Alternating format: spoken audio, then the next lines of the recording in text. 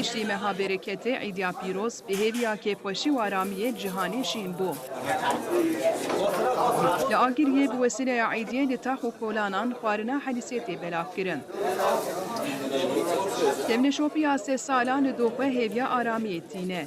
Şeniyên taxê di boneya Îdiya Pîroz li cihê xwarinê kom dibin û bi wesîleya xwarina biratî û kêfxweşiyê xwînkeliya xwe bilindtir dikin.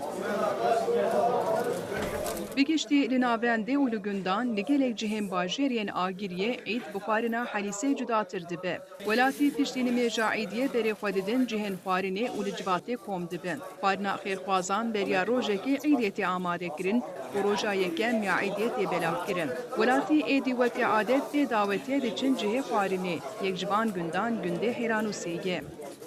Gundê me bi sala bi meha vê helîse geleneyî devam dike. Helîse geleneyî her ayda da mutlaka vî gundê da hatiye danînê. Gerek bişî me bi kalbavê me her mala da her evkê da mevkî xwe da baxça da vî îşê kirine. Paşê ev taziye evî me ku hate çêkirinê. Xwarina helîsê bi xêrxwaz û adetparêzan wê heta û hetayî bidome.